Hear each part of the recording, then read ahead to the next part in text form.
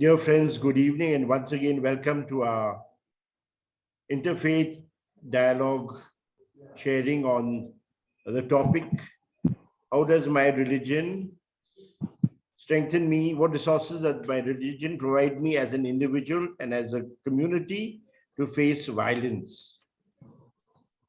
Today, we are going to listen to the Christian perspective, and in order to introduce the speaker, Father Arun Kumar, we have Dr. Professor Bastian, who will be our moderator.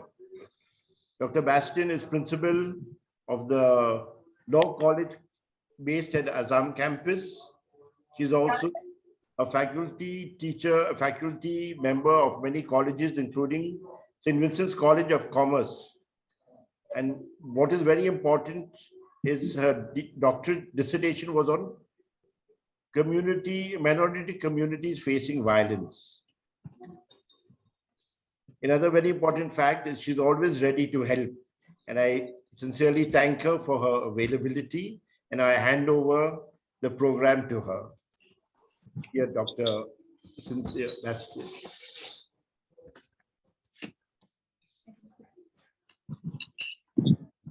Very good evening to one and all. This online interfaith talks is organized by S.I.S.R Institute for Study of Religion, Pune, and St. Vincent's College of Commerce, Pune.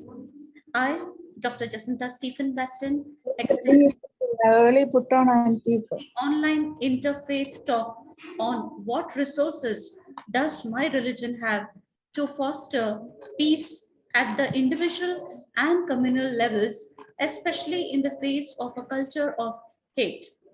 Joining us as resource person for the interfaith talks is Father Arun Kumar, Society of Jesus, the Director, Center for Ignatian Spirituality and Research of Nobili College, Pune.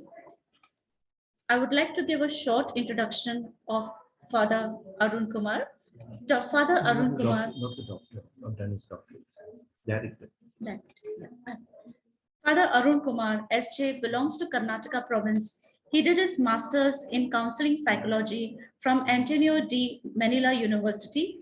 He is the director of Center for Ignatian Spirituality and Research in Nobili College, Pune, and is the secretary for the Conference Secretariat for Service of Faith. He has also worked as formator and pastor. I welcome Father Arun Kumar, SJ, to speak on what resources does my religion have to foster peace at the individual and communal levels, especially in the faith of culture or faith. Father will be speaking on the Christian perspective. I welcome you, Father. Over to you. Thank you, Doctor, and Father Peter for introducing the topic and for your warm welcome. Somebody asked me this morning, what man, you look tensed? I said, I'm preparing a talk on peace. Good evening, dear friends, and peace be with you. Shalom. The outline of my presentation, can you put on the PPT, Father Peter? PPT. 1 minute. I'll start it.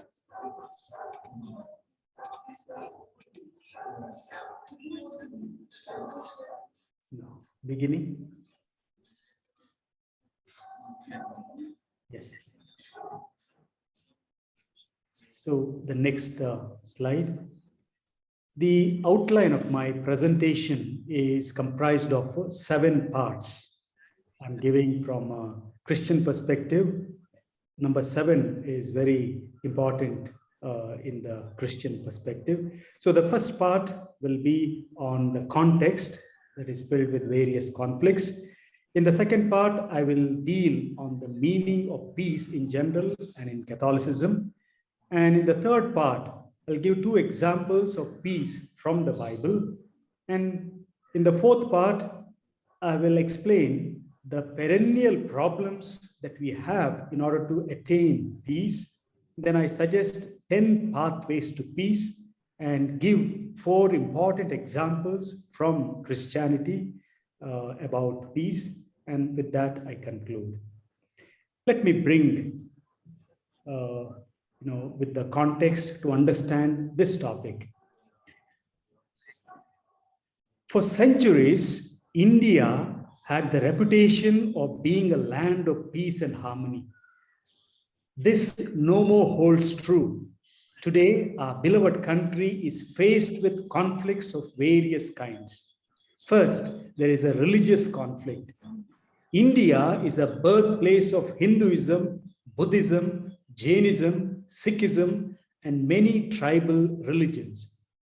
And from ancient times, India has welcomed Judaism, Christianity, and Islam. By and large, they lived in peace and harmony.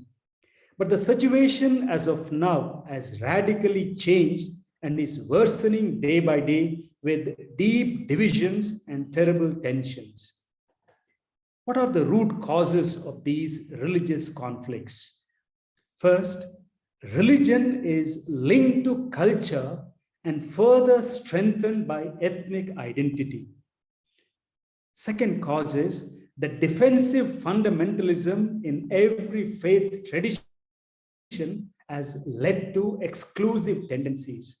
The third root cause is communalism has used religion as a political tool in most religions and thereby branded the other as the enemy. Fourthly, the hurtful memories of the past associated with domination and persecution are kept alive and are burning in the hearts of people. This inner burning has resulted in institutionalized riots, which we have witnessed internationally and in our own country, especially in states like Gujarat, Orissa, UP, Delhi, and other places. The second conflict is class conflict. It can be understood as the conflict between the rich and the poor. The gap between the rich and the poor is quite alarming. The liberalization and globalization, which started in 1991, has not alleviated poverty in our country. We call ourselves as Indians, yet some of us enjoy the luxury, and at the same time, some of our own Indian brothers and sisters of our beloved mother India go hungry and they don't live but just exist in an inhuman and subhuman conditions. The injustice, the structural oppressive systems, the cancer of corruption, illiteracy, cheating by the literate and the rich. The second, under the class conflict, there have been movements of Dalits, tribals, women, and other backward castes trying to liberate themselves from the clutches of social and political oppression of caste, which has robbed them of their human dignity and made them poor and powerless. Finally, the criminalization of politics and religious fanaticism has given rise to violence. It's in this context the church is called to be a messenger of peace and reconciliation and an agent of harmony and healthy relationships. The topic, what resources does Christianity have to foster peace at the individual and community levels, especially in the face of our culture of hate, will be addressed against this background of conflicts and chaos, situations of man-made misery, and pain of peaceless persons in society. From this context, we ask ourselves, what is peace? First, let me explain what is peace in general and what is peace according to Bible and Catholicism in particular. Peace is understood and recognized as one of the fundamental rights of humanity. Different scholars have given a variety of definitions to peace.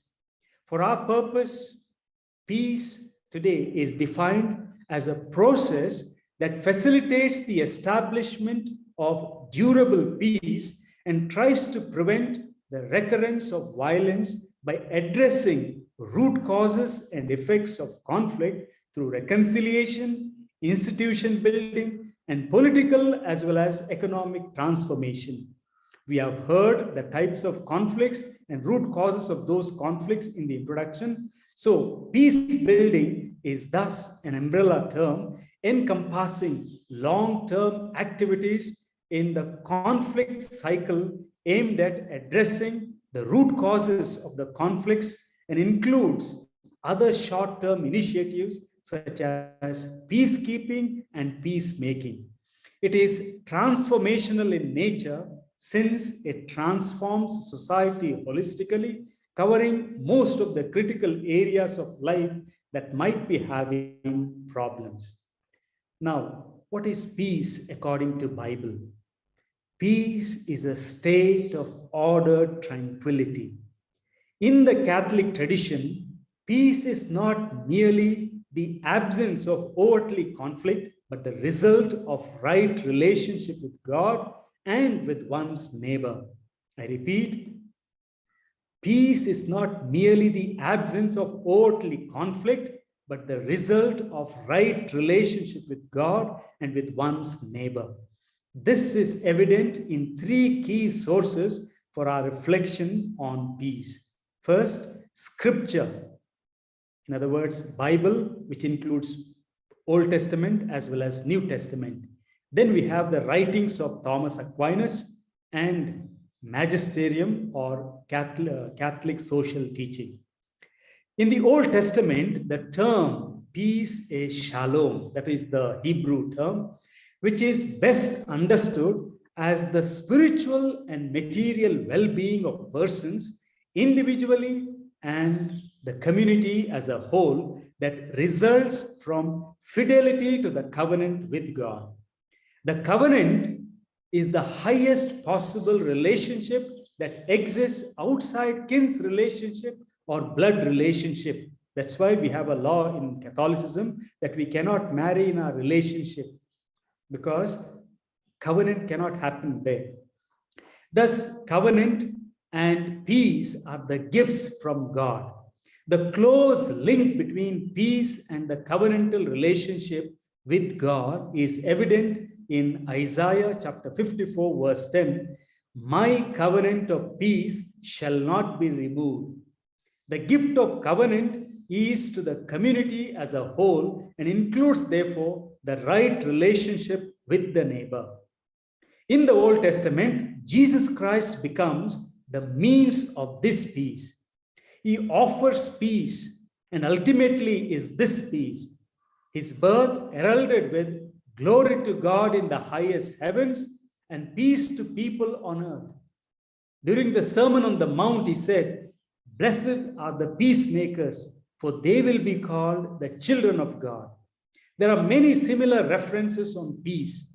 His words and deeds brought peace and to the selfish and evil-minded persons conflict.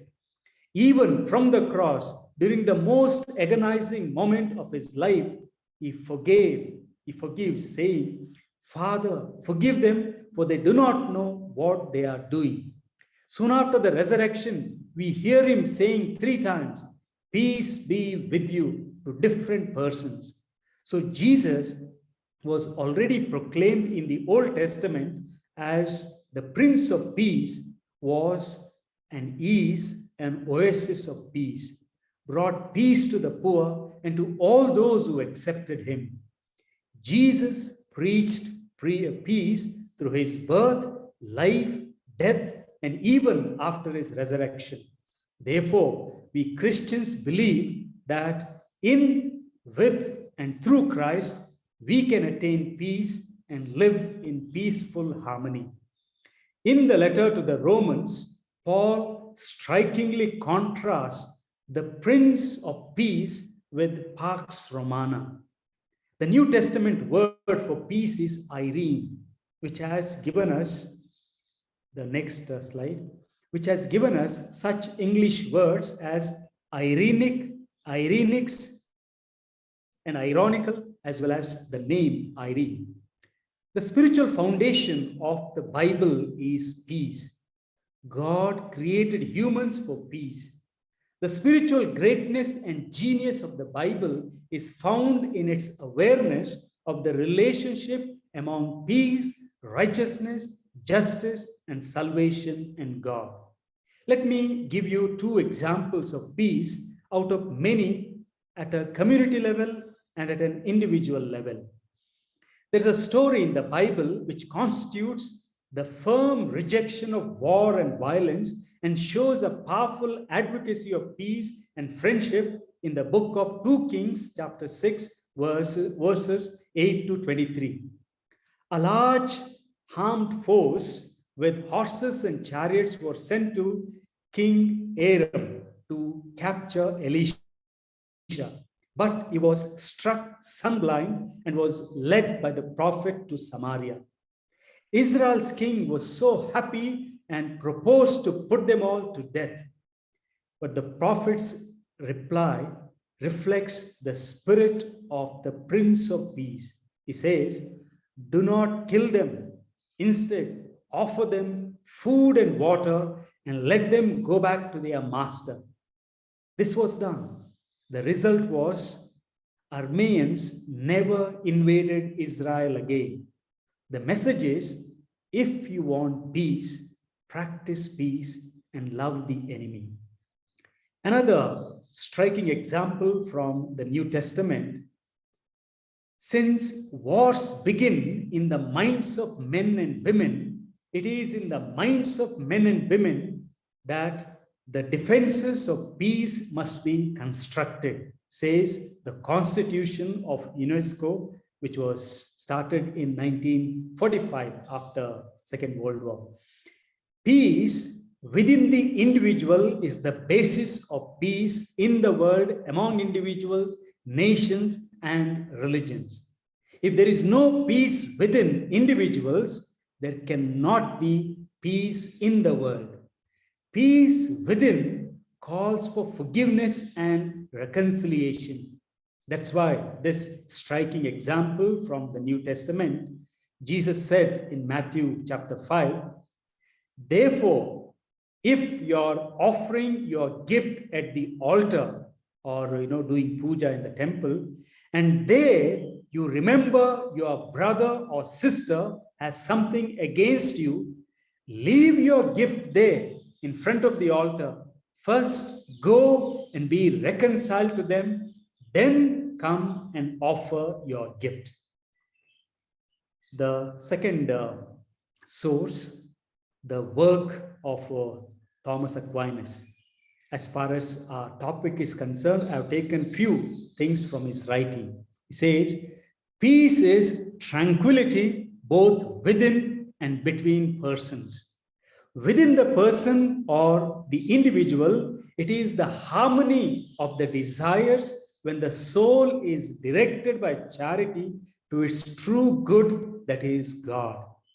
Full peace is not attainable in this lifetime, but partial peace is possible when the will and the intellect control and guide the desires.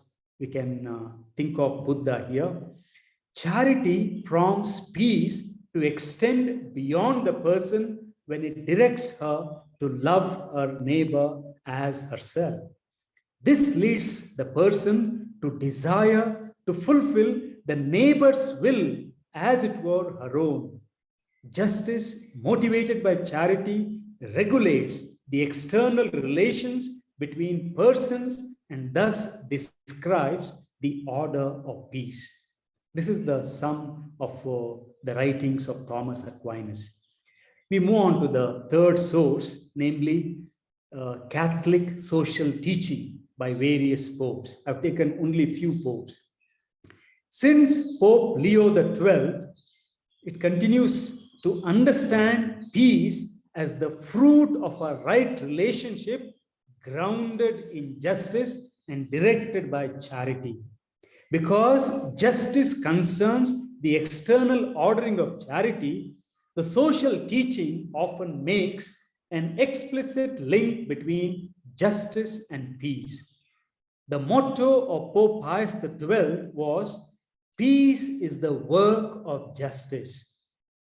We have Pope John the 23rd, who picked up this concern for the relationship between peace and justice, particularly in Pacem in Terris in the year 1963, where a social order based on truth, justice, charity, and freedom is the source of peace. Again, we have Pope Paul VI, who argued in Populorum Progressio in the year 1967 that economic inequality leads to violence and that a just economic development of poorer peoples is the new name for peace. Pope John Paul II, who is a saint now, summed up the idea of right relationship with neighbor under the term solidarity and wrote, "Peace is the work of solidarity." Dear friends, we have heard the definition of peace, the meaning of peace, and what the Catholicism has taught about peace. Yet, this is where I really struggle, to understand. There are perennial problems in building peace, in attaining peace. What are they? There are biblical periods, passages, and perspectives that extol war and violence, conquest, massacre, loot, arson, and total destruction of people and places. Some of these are presented as mandated by God. This is common across all the religions. Some are historical and some are political. Example, in Sri Lanka, we have Buddhism, which has witnessed a violent political action. Since 1948, the Zionists have carried on violent attacks against Palestinians. Muslims have carried out violent acts in different countries in the name of jihad. India has witnessed Sikh riots, Babri Masjid, Gujarat carnage, all these in the name of religion. So the problem of holy war makes the conditions of peace at times impossible. The savage conflicts of the last century continue to cast their bloody shadow across our paths. The First World War killed nearly 8.6 million people. 25 years later, the Second World War took away 50 million people. We know the horrors of Holocaust of Auschwitz, Hiroshima, and Vietnam. Despite the establishment of United Nations in 1945, several minor wars, guerrilla combats, and weapons have killed 10 million lives. In all, 20th century has slaughtered over 90 million people, according to the statistics by T. Bastian. Every gun made, every warship launched, every rocket fired signifies a stealing from those who are hungry and are not fed, those who are cold and are not clothed. Conquest is always cruel, and war, for that matter, any war, be it just war or holy war, brings more misery than peace. So what is the way out? The following are the 10 pathways to peace I thought, which are practiced by the church. The first is the 7 works of charity. During the first wave, I was a parish priest in Bangalore, and I saw Hindus, Muslims, and all kinds of people lined up in front of the church.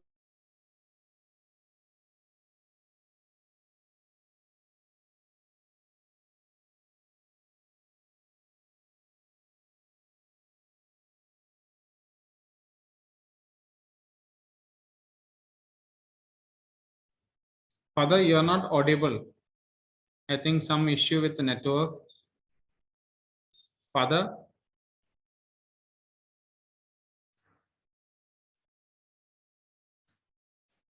Arun? Just hold on, some issue with the network. Hello? Just hold on for some issue with the network.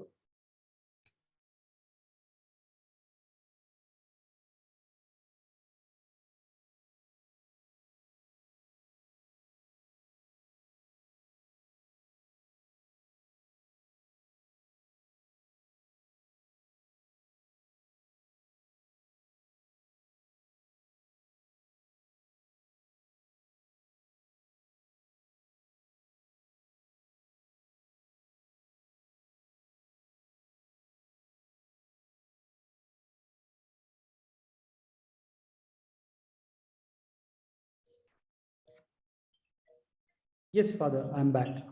Are you able to hear me now? Yeah, now we can hear you. We Thank can you. hear you.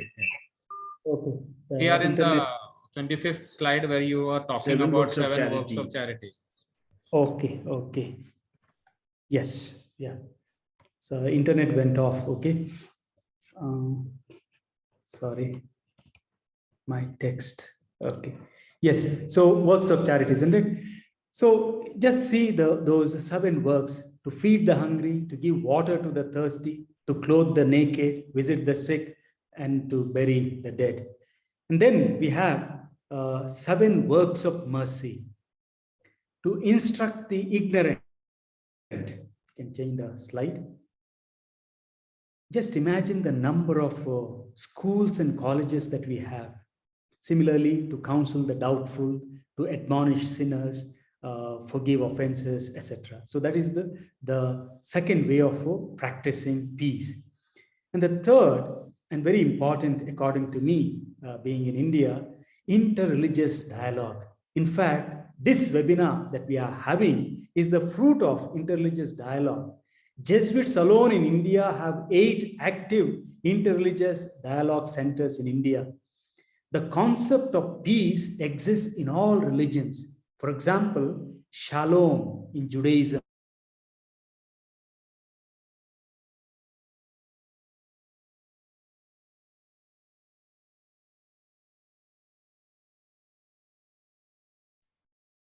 Some issue with the network again. Please hold on.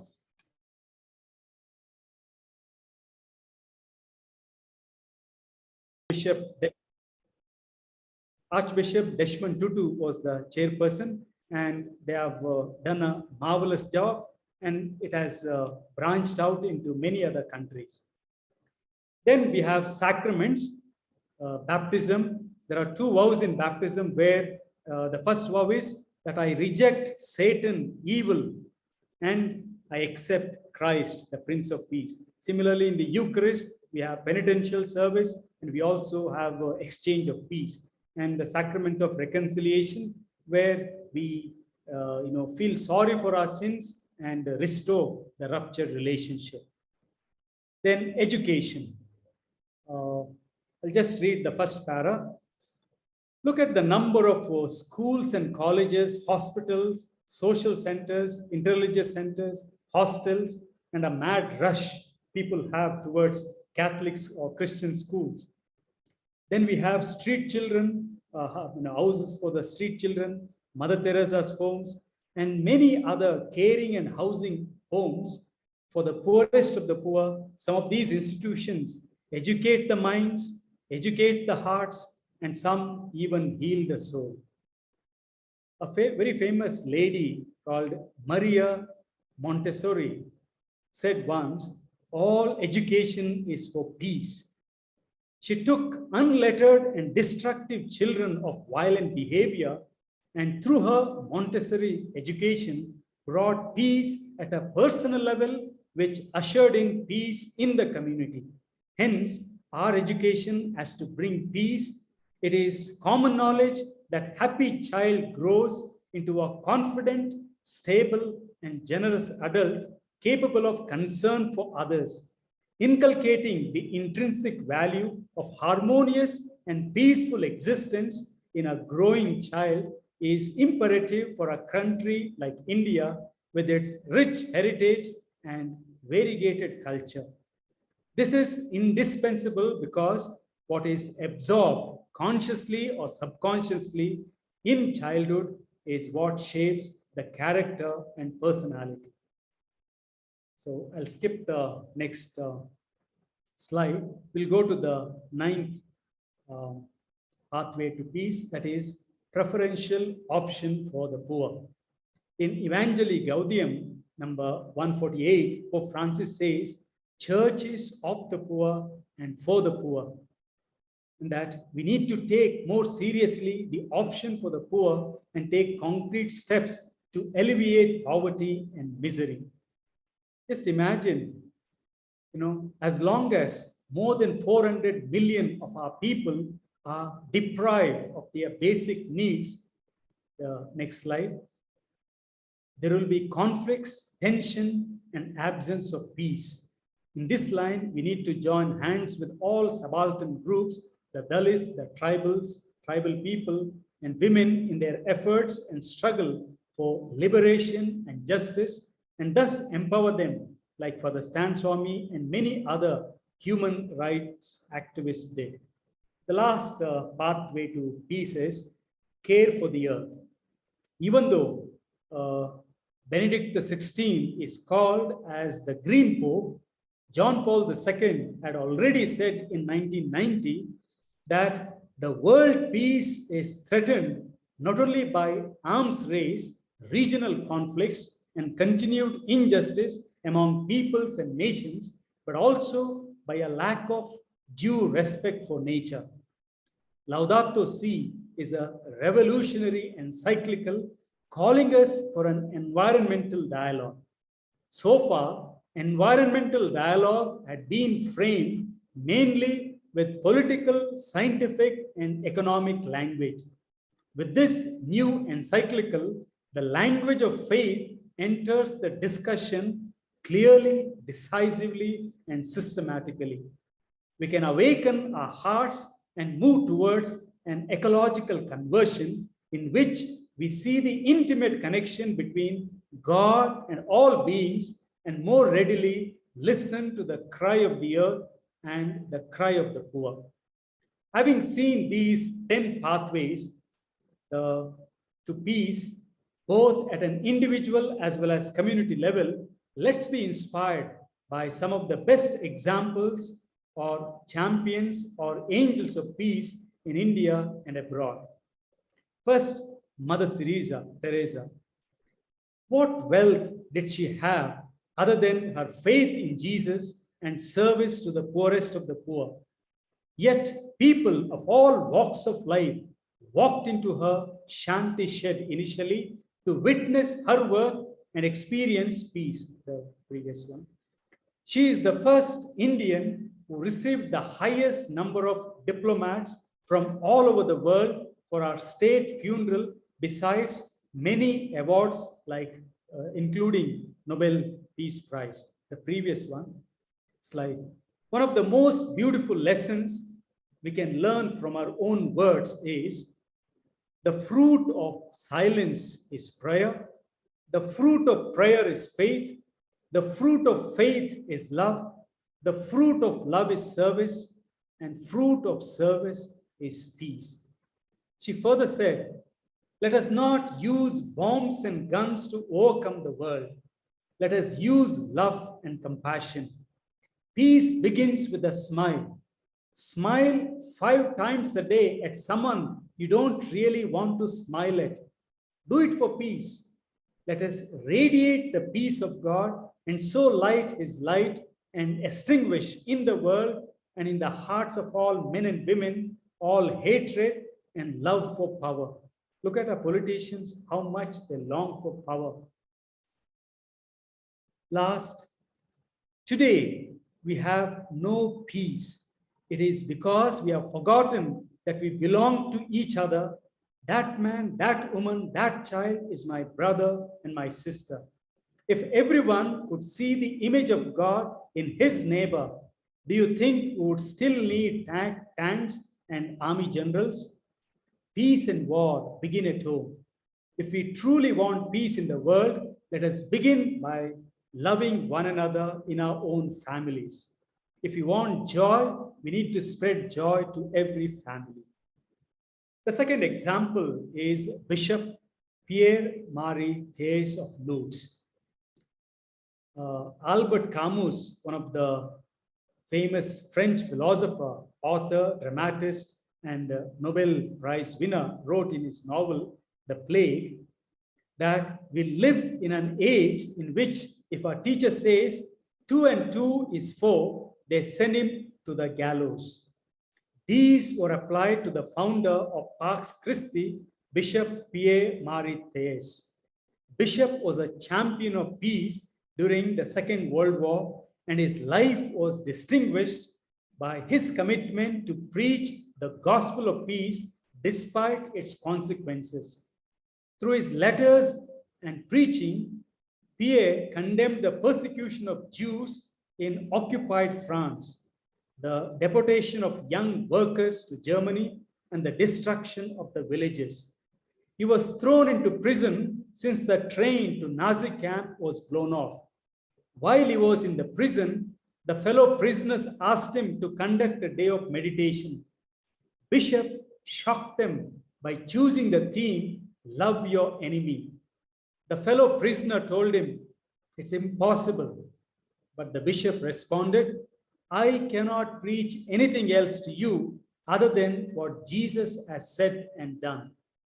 To make peace, one must learn to forgive. For to forgive is to make peace." Hence, he established Pax Christi, which is an international Catholic peace movement to transform the world shaken by violence, terrorism, deepening inequalities, and global insecurities. The next angel of peace is Father Stan Swami. We have heard enough and more about him. Father Stan Swami worked for the rights and liberation of tribals in Jharkhand in the Chotanagpur area. He spent his life for the empowerment of poor Adivasis. But the evil, selfishness, and the greed in the hearts of men in the ruling government, judiciary, police, including corporates, got him murdered institutionally. Father Stan paid the price, sang as a caged bird from Taloja jail, and still continues to sing the song of liberation even after his death. His soul may be resting in peace, but he has made many restless till justice is achieved. Finally, Saint Francis Assisi. He is one of the best examples of peace in Christianity. That's why I have kept this example towards the end.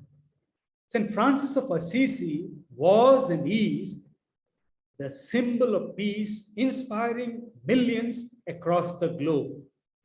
He could be so peaceful and friendly to the people as well as to the nature.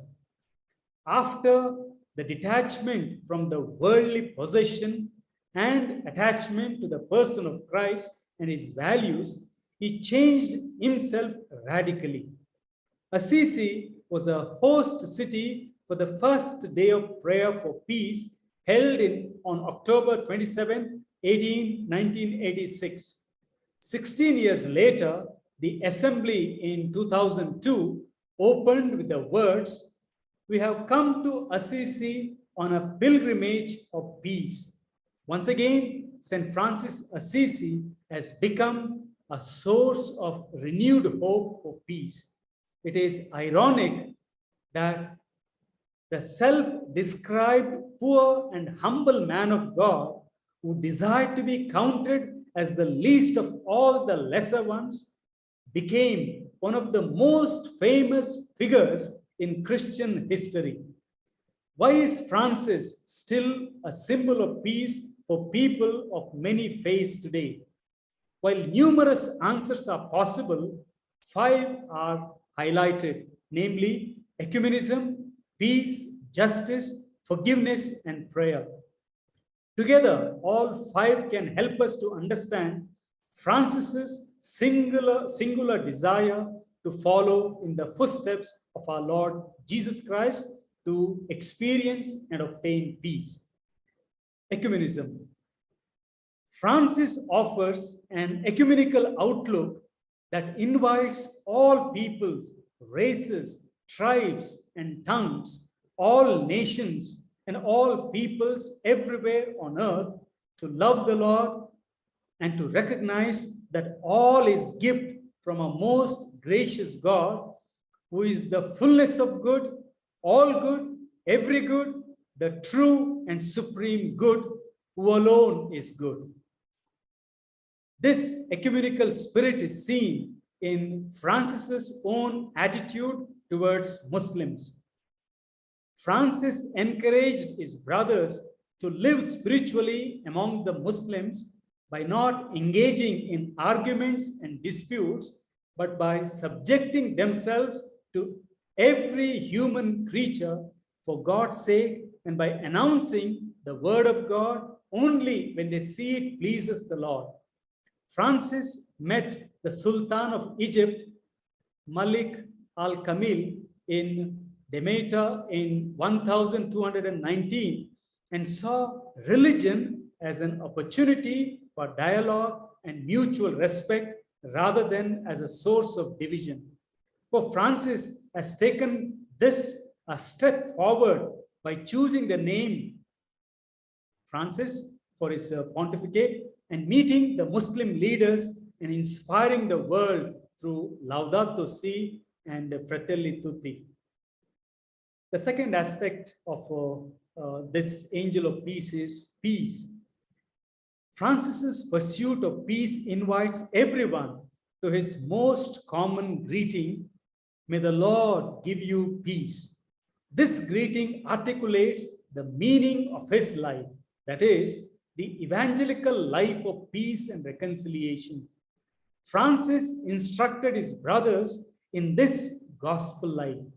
As you announce peace with your mouth, make sure that you have greater peace in your hearts. Thus, no one will be provoked to anger or scandal because of you. Let everyone be drawn to peace and kindness through your peace and gentleness. Peace comes from the heart, and if peace can transform from within, then peace will guide the brothers as they travel through the world. Whatever house they enter, let them first say, "Peace be to this house." Such peace is possible only through the sacrifice of one's very self. Justice. Francis's yearning for justice means nothing less than solidarity with those who are most despised.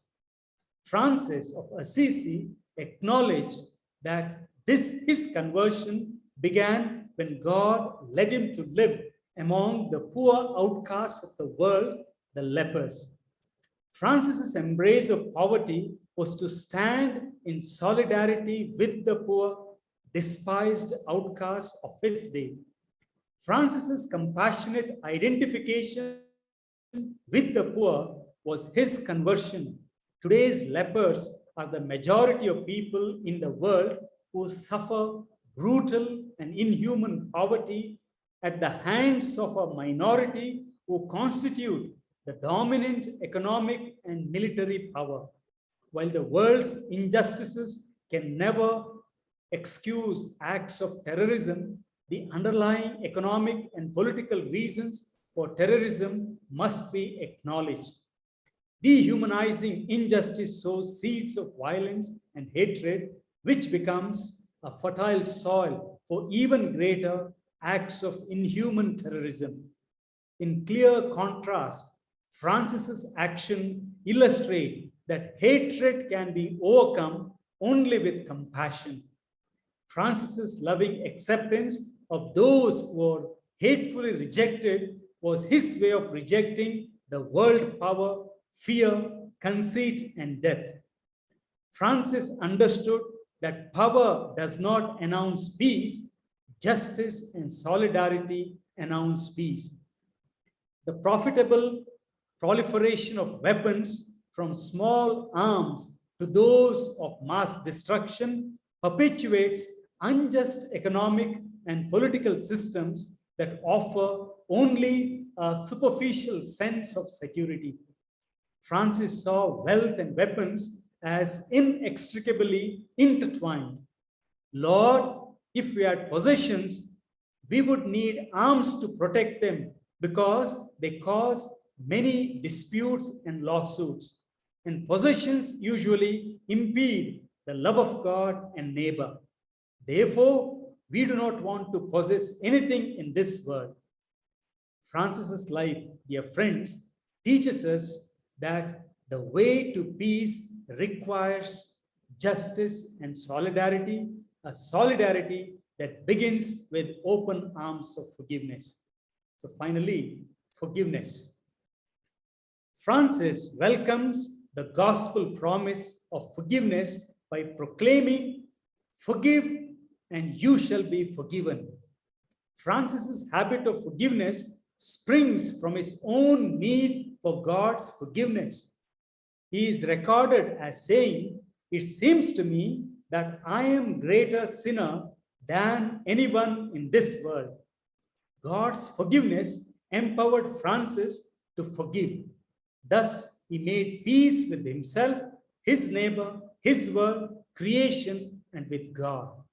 Forgiveness must work with justice to rectify the world's evils. Francis found the patience, courage, and wisdom to be a man of peace, justice, and forgiveness because he was a man dedicated to prayer.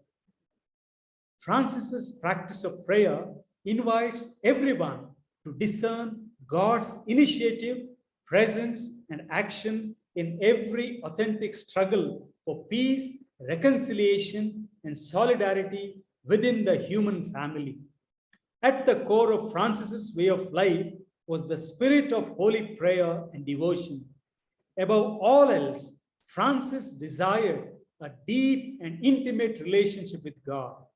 Prayer is the primary source for God's peace, justice, and forgiveness precisely because it makes the heart open to God's presence. Yet, prayer also opens the heart to the presence and needs of the world. Francis's prayer did not allow him to escape the world. Rather, it compelled him to embrace and engage it. Therefore, the way of peace is the way of the cross. In all of this, ecumenism, peace, justice, forgiveness, and prayer, Francis's life and prayer flowed from what he was willing to embrace, namely the way of the cross.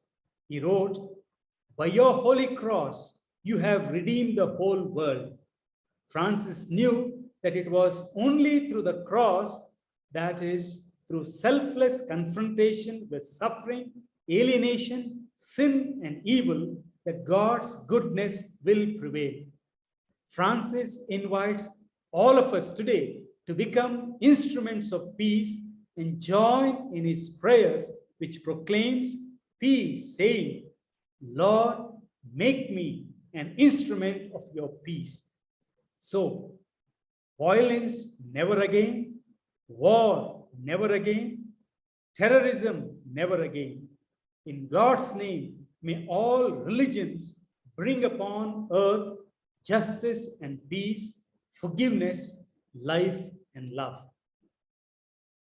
The peace on which I have spoken so far, and the peace that is expected within each one of us, and the peace to be found among all of us, will be empty sounding word unless it is outlined in confident hope, founded on truth, built according to justice, vivified and integrated by charity, and put into practice in freedom. This is a noble and needed task by all of us right now. As Gandhiji said, be the change that you want to see in the other. I want to be peaceful, and I guess you too wish to be peaceful within and peacemakers wherever you are. Once the parish priest during the Mass said, "Peace be with you," and all of them in one chorus said, "Keep it with you." So, dear friends, let me conclude my presentation with the beautiful prayer of the angel of peace, that is St. Francis of Assisi. Let's keep peace in our hearts and minds and live a peaceful life. I conclude, Lord, make me an instrument of your peace. Where there is hatred, let me sow love. Where there is injury, pardon. Where there is doubt, faith. Where there is despair, hope. Where there is darkness, light. Where there is sadness, joy. Thank you for being peaceful so far.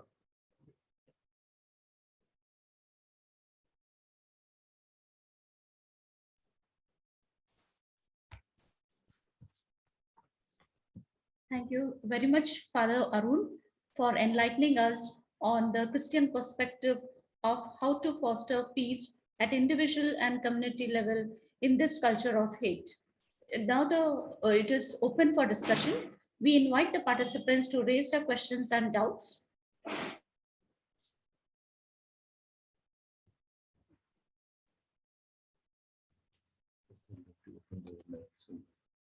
You can unmute yourselves and ask questions.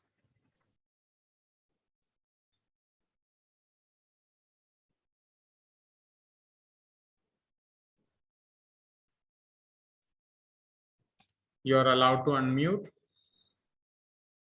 unmute yourself and ask questions. It's a good sign, all are peaceful. Okay, Father. One question. Yeah. One question. There are I'm questions. Prakash, Okay. I'm Prakash Rao from Chennai. Hello. Yeah, Am I one audible, Prakash sir? Rao from Chennai is speaking. Sir, if you can put on the video, also good if you possible. I'm not very well dressed, so Okay. kindly excuse me. Sir, Father Arun, thank you so much for your valuable message to us this morning, this evening. Father, as we are talking of the current context of, communal hatred being, proliferated, it is spreading like wildfire. So in this kind of situation, what is our contribution practically in this situation as Christians? What should we be doing? This is a question I want to raise. Or rather, what should be our approach, even as Muslims, as Christians? How should we approach this whole situation the whole country is facing? Yeah, thank you for your question, Mr. Prakash Rao. We know that violence begets violence. So the only way to tackle or handle this violence that is raging right now is through values. I'm sure through our religious leaders, if we can bank upon those values that perpetuate peaceful, harmonious living in every religion. Imagine if every religion, be it Muslims, Hindus, Christian, Parsis, Jainis, Buddhists, if all of us begin to live peacefully, taking roots and inspiration from our own religious, great teachings of our own founders, I'm sure automatically the peace will prevail. The trouble is, this violence is not out there. Violence is breaking out from within each individual. If I am a violent person, another is a violent person. If two of us come together in violence and for violence, that's when violence grows or violence spirals out or multiplies. And therefore, individually, each one of us have to curb that violence in our minds to begin with, and try to, through various groups and channels, try to build up the groups of peace. I think that's the way to go forward. There are many groups who are into, this peace building. In most of our Jesuit schools, we are encouraging something known as peace clubs. That's why we can't do much about the elders, the older ones. If we can catch hold of these younger ones and plant the seeds of peace in their minds, I'm sure at least the next generation will enjoy or reap the fruits of peace. Thank Yes, you, Doctor. Father. Thank you. Dr. Patale, would you like to ask some question?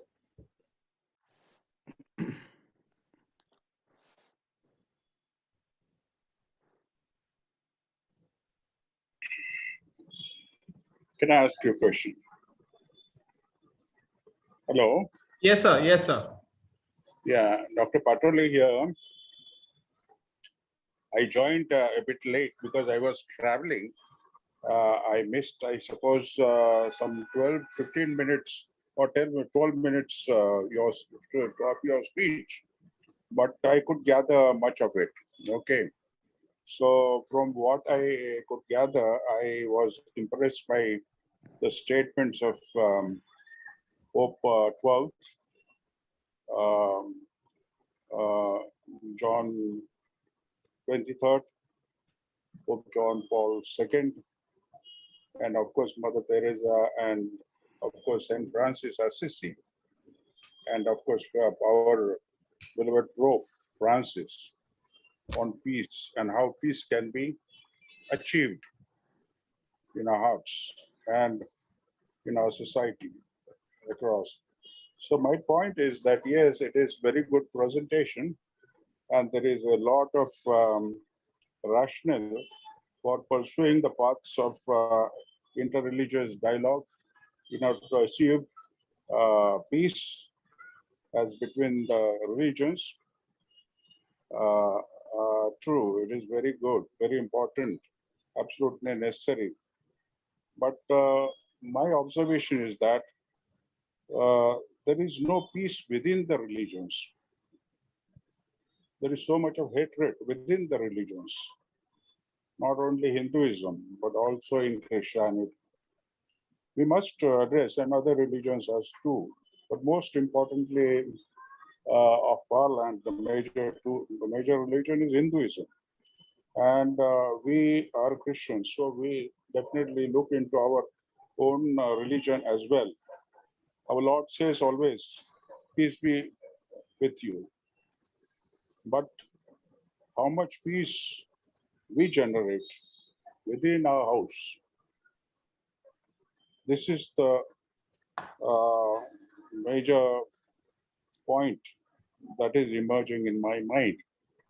There is so much hatred, particularly the division on the lines of the untenable, unnecessary, illogical, uh, the Hinduism hangover within our Catholic Church, the caste discrimination, the considerations. This has eroded our basic value, and we must address this somehow.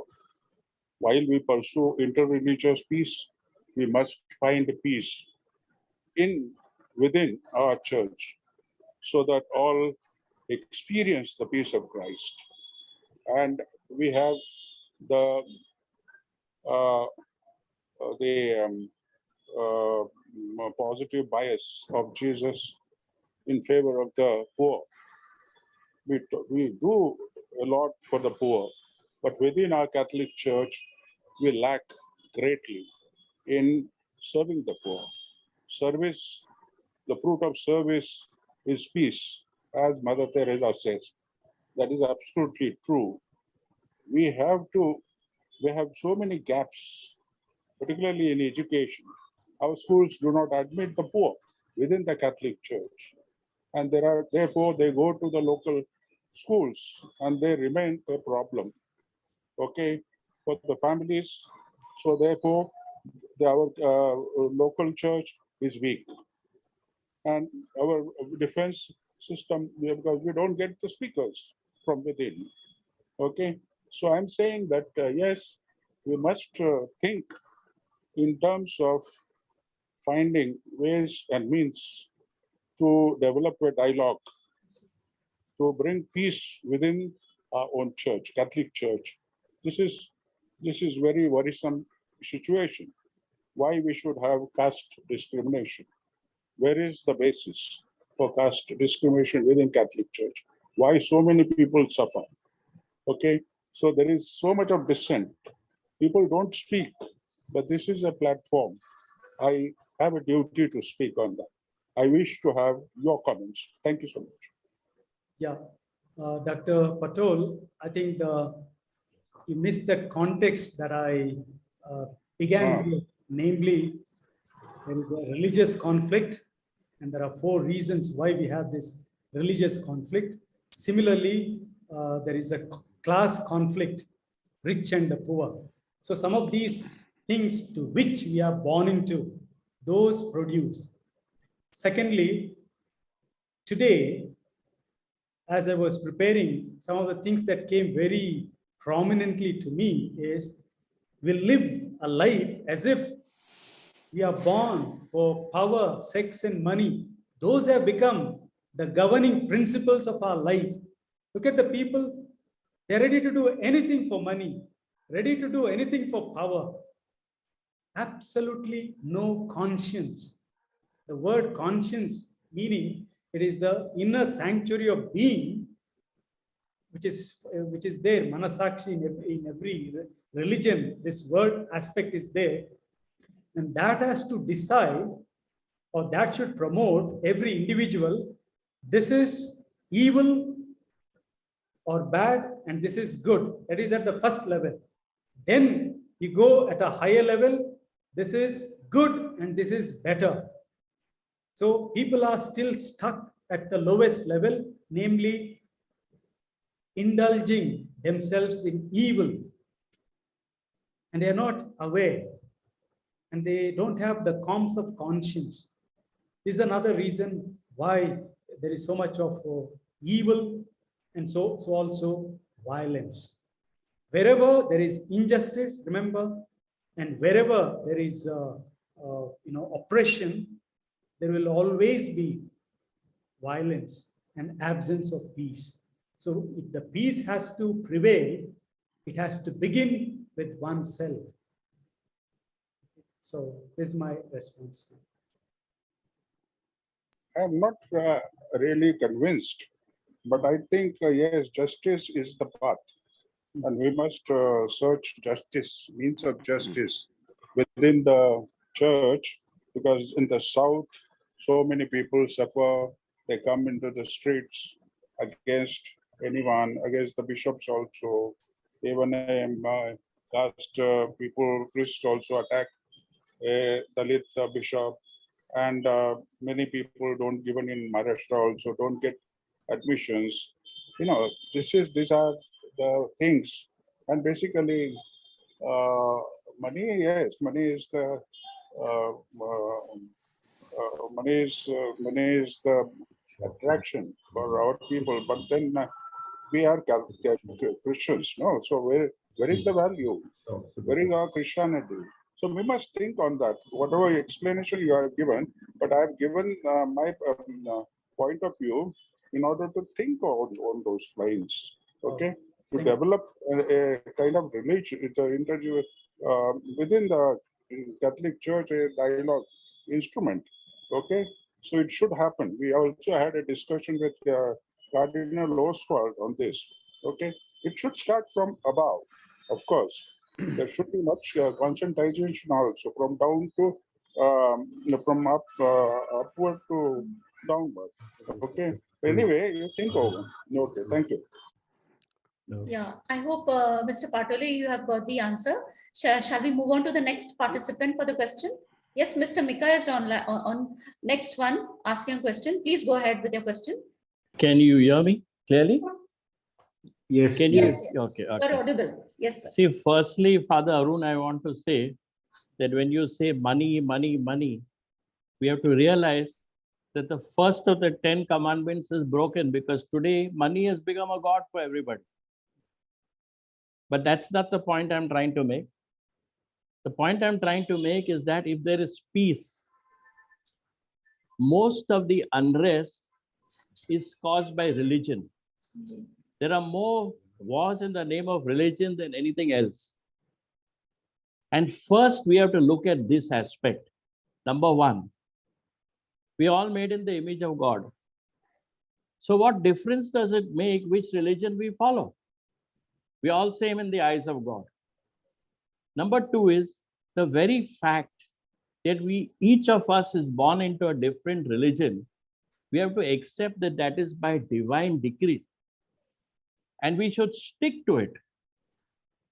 I know I had a neighbor who one day came to me and said, Are, Mika, you know, my son, these people from so-and-so religion have almost taken him away from us. He's never at home. He wants to convert. So can you talk to him? So I called him and I gave this very argument which I'm giving you now.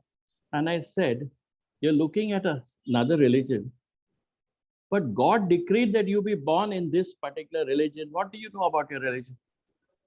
He said, frankly, I don't know anything. So I said, you go, find out what you can about your religion, and then come back to me. He never changed. So the first thing is we must realize we're all made in the image of God. So we're equal on that level. Number two is we should not force our views on others. We should accept that it is divine decree which has put us into a certain religion, and therefore we should not try to convert. Now, this is easier said than done. Even in our own country, certain states are trying to prevent conversion, and we are opposing it. Why? See, again, we are imposing our views. You're talking of views of religion, you're talking views on other views. It's so difficult. Let us learn to accept these things that we can all live in peace. That day also I met somebody and he's saying, you know, Hindus believe in so many gods. I said, have you studied? There's only one God. Those are all divine aspects of God. So do we try to learn about other religions before we start criticizing it? That is the first sign of tolerance, when you try to find out what it is. And keep in the context of your own. The three oldest religions, I think Hinduism, Judaism, Zoroastrianism, they don't accept converts. Why? For this particular reason. Not that because they think they are superior.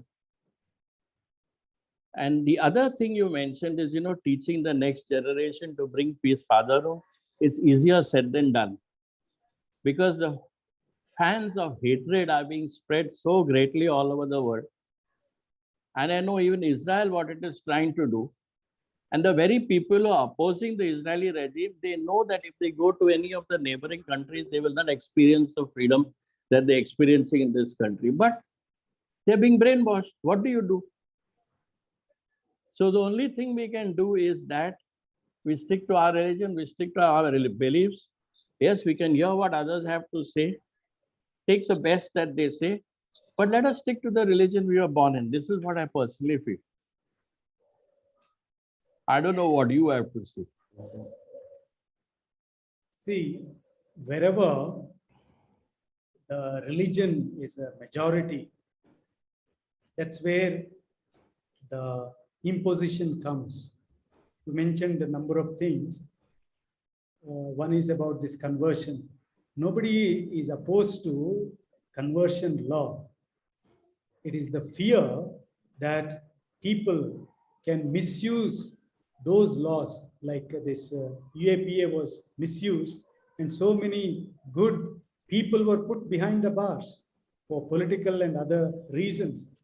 So that is the fear. That's why people were trying to oppose the conversion bill. Otherwise, there is already a rule, constitutional rule that exists. You cannot convert somebody else forcefully.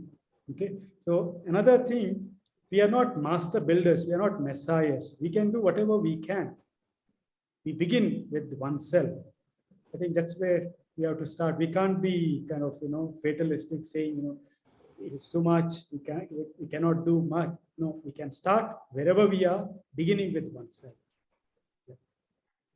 Yeah, we have to learn to be tolerant. I agree with you. It's very important. Yeah. And that is the first step. And as you said, peace comes from within. As a Catholic, you would say it's the Christ within. Each of us religions has some word which is similar to the Christ. When we say, it comes from within. So each person has to realize that divinity which is within. Yeah. Then only I can be peace. But that's easier said than done, because it's very, very difficult to find people at the same spiritual level all over the world. Yeah. Okay. Thank you. There's one more, Sanjeev. Yeah. Go Father, ahead. am I audible? Yes, sir, you're audible very much. Yeah. What I was wanting to stress on was that today there's so much of push and pull, economic factors, various cultural factors that are putting so much of strain on all religions. Hinduism was basically Sarva Dharma Sambhav, that is encompassing all religions. But today you have a new Hindutva strategy that is being adopted, which is creating a lot of problem all over the country. Now the minorities have suffered at this, the maximum. Whether it was the 1984 riots where the Sikhs were slaughtered, I was there personally to see their amount of hatred, the amount of anger, and it was like a bestial feeling unleashed amongst the people who were attacking the poor Sikhs who were nowhere concerned, nowhere involved. Neighbor killing neighbor. The same thing was repeated in 2002 in the Gujarat riots, wherein if you, I don't know if you have followed the amount of people that were massacred, the women that were tortured and that were raped, and I mean there are so many cases wherein they were literally their wombs were cut out, and the fetus was brought out, I mean killed and all that. I mean, where does this hatred come from? If we talk of religion, if we talk, you mean to say that these people were not taught in their houses or in their schools that it is wrong to kill, it is wrong to do this, it is wrong to do that? Of course, they were taught all this. Many of them also were from Catholic schools, from convent educated schools and colleges. Yet today, the whole change came over them, and you see that beast that has been unleashed within them. Or for that matter, you see the soldiers at war. I mean, you mean to say they had no cultural values, they were not imbibed with a lot of this thing.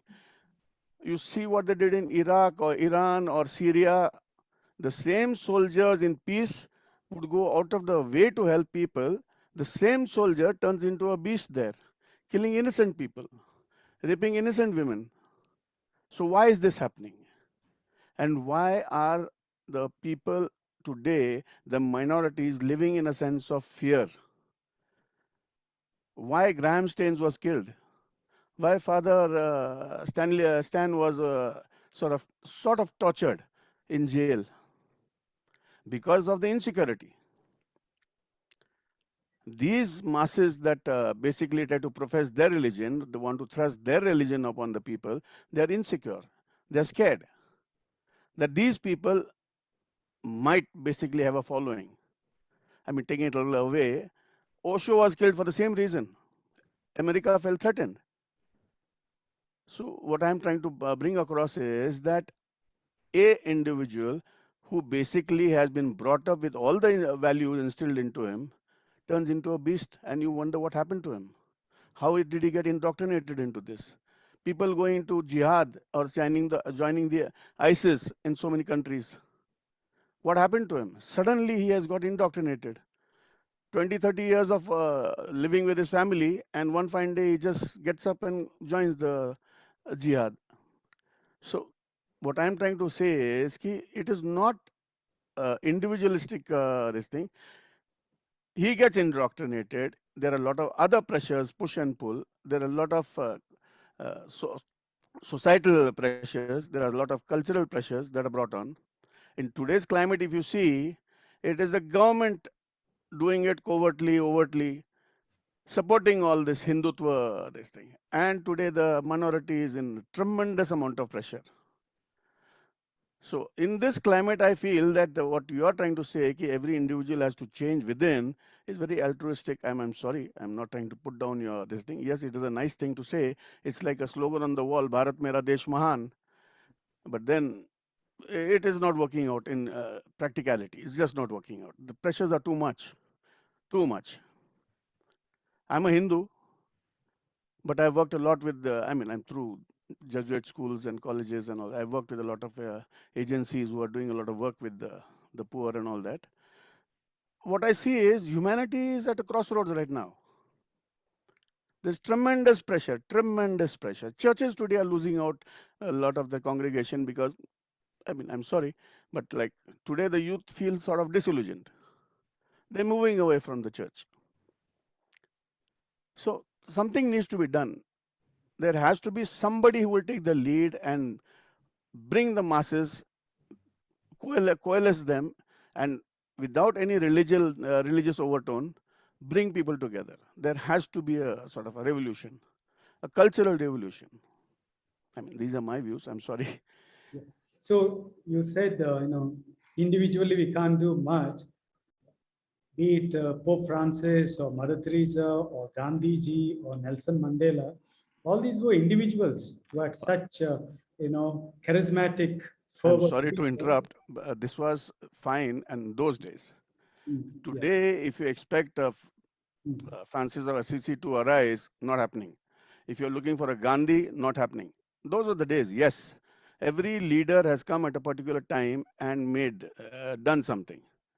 But in today's climate, I doubt it. I mean, I'm being very maybe Pessimistic. pessimistic. Yes, because I've seen at first hand. I was there in the 84 riots. I saw in Delhi what happened. Yeah. Today, I'm seeing it in the market. What is happening? I'm seeing how the minorities are being subjugated treated as second-rate citizens. Today, if there's meat in your fridge, it's considered beef, and you're lynched. For what?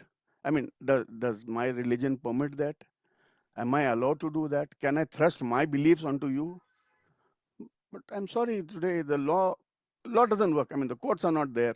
People are feeling disillusioned. There are no courts, unfortunately. The agencies are not there for me to take recourse to law. So what do I do in a situation like this? I don't know, can I? Yeah, please, If- please. I don't know if we can learn from the past. And Sanjeev Rao, you left out one major thing, and that was the Holocaust. No, I didn't bring that out on purpose because it's a No. vast topic to talk on. 6 million Jews were I know. slaughtered. They had factories to kill. So these riots, although deplorable and condemnable, is nothing compared to what happened there.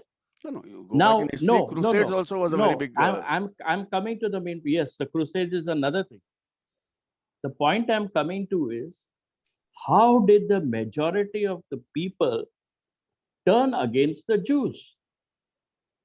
And the answer is simple. It was psychological. Yes. The Nazis believed that if a lie was repeated 100 times, people would take it as the truth. And that is the fear. That is the fear which we have to look at today, because there's a lot of fake news today. And how to discern between fake and real, that is the issue. The Christ within each of us, yes, I'm a Jew, but I'm still using this word. Sorry to interrupt. Can we give a chance to our next participant? Okay, fine. No problem. Yes, first of all, and the video, I'm not very presentable. Okay, that's first of all, I would like to congratulate Arun for the inspiring talk in this today's context. It is one of the very relevant topics I was listening to. It's very strengthening also, and the discussion that we are having also is very helpful. But I think one of our friend was telling about is that in today's context it will be very difficult for Francis Assisi to come. But we have Pope Francis amidst all these challenges and contradictions. He is really coming up with a lot of even Fratelli Tutti, Laudato Si, all these documents. What is it? Is trying to build in this amidst these challenges. And that is what I just want to add to that. Not a question, but I just want to make it up. If you wait for the whole thing, as Arun was telling, it will not come immediately. It is a process also. It happens, it has to happen from within. And that's a call that we have. Okay, thank you. Thank you, Fadi. Yes, thanks all the participants for raising your questions and doubts. I now turn over to Father Peter to propose vote of thanks.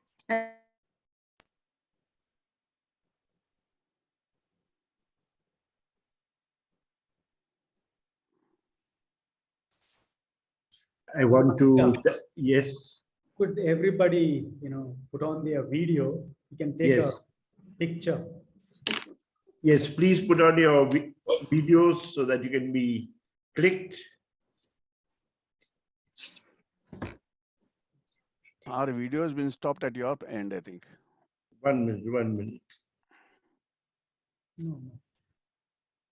No, it's on.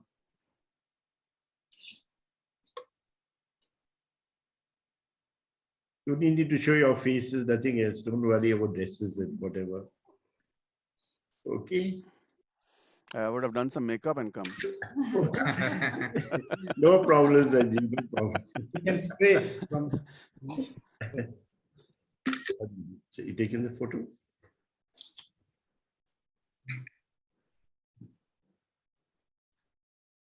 Gilby, did you take?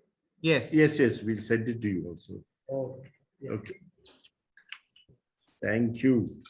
Okay, I'd like to begin by thanking Father Arun for a very scholarly and very clear presentation of the topic. It was very lucid, and thank you very much for that. Also, I like the emphasis you made that, if we prepare for war, what's going to happen? It is our attitude, our expectations that are very important. And I think there Gandhiji has a lesson to teach us. I'm told that Gandhiji opposed having any armed forces because he wanted peace. So I think we need to create that disposition in our minds that unless we are thinking of peace and planning for peace, peace will not happen. I also want to thank Jacinta ma'am and Gilby sir for their patient support here, moderating the session, and of course all the technical help. So thank you. And above all, I thank all our audience that you all have taken part, participated, and I hope next round we will have some more people. Our next session will be on the 10th of October. Sorry, the 8th of October, Saturday, the 8th of October, where we will listen to this topic being dealt from the Islamic point of view. So all of you are welcome on the 8th of October. Thank you and good night. Thank you. Thank you. Good night. Thank you so much. God bless. Yeah. God bless.